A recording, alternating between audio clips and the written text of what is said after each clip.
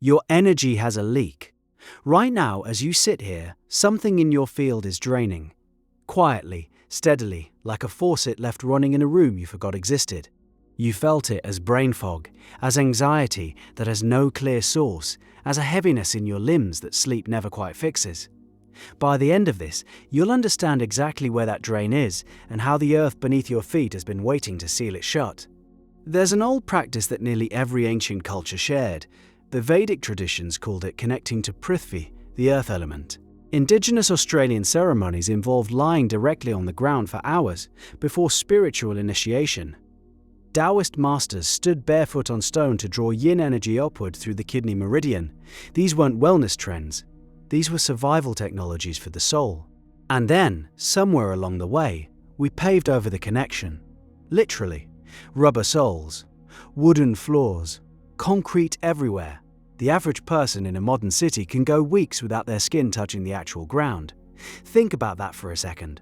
Weeks. Your body, this electrical instrument running on millivolt currents, completely severed from the largest electrical surface on the planet.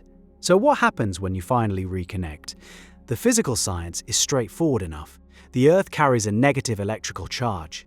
Your body accumulates positive charge through daily exposure to electronics, synthetic materials, and electromagnetic fields.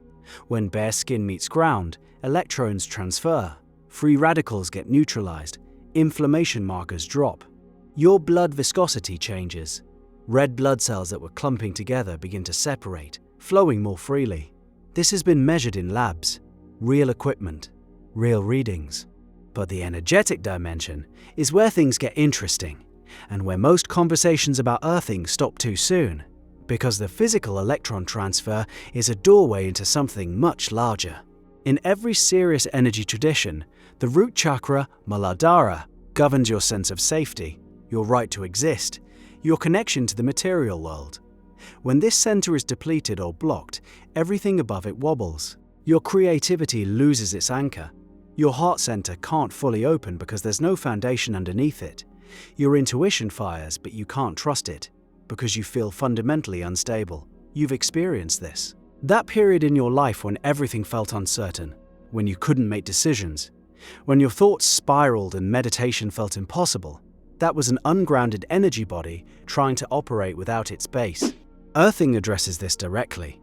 When your bare feet meet soil, grass, sand, or natural stone, you're completing a circuit that runs from the base of your spine, down through your legs and into the planetary body itself. The earth becomes your root system.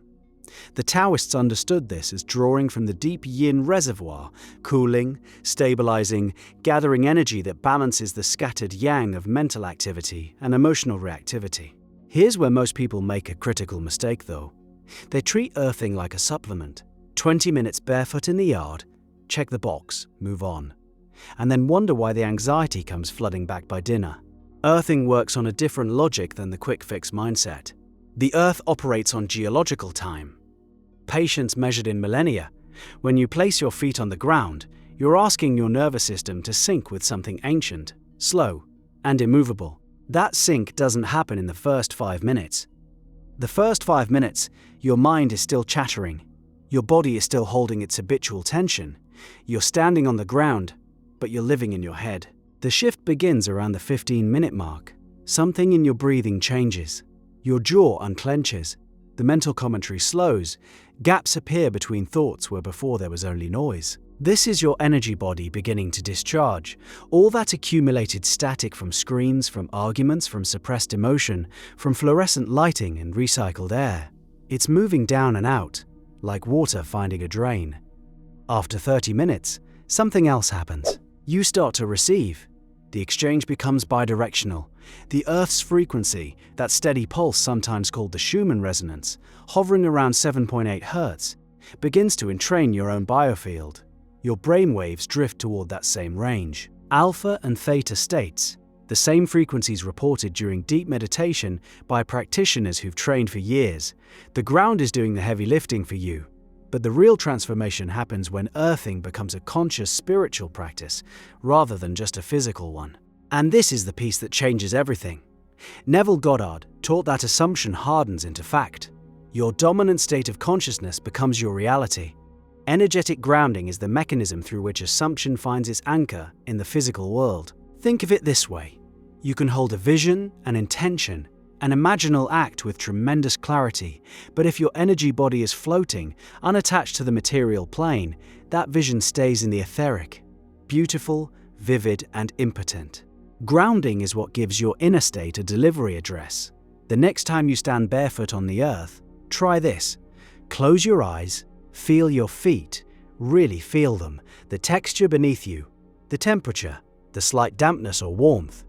Now breathe downward. Let your exhale travel through your torso, through your legs, through the soles of your feet, and into the ground. With each breath, send your roots deeper, past the topsoil, past the rock, into the molten core of the planet itself. You're connecting your individual energy system to the generator that powers every living thing on this surface. From that place of rootedness, bring your desired state into your body, the version of you who has already received what you're calling in.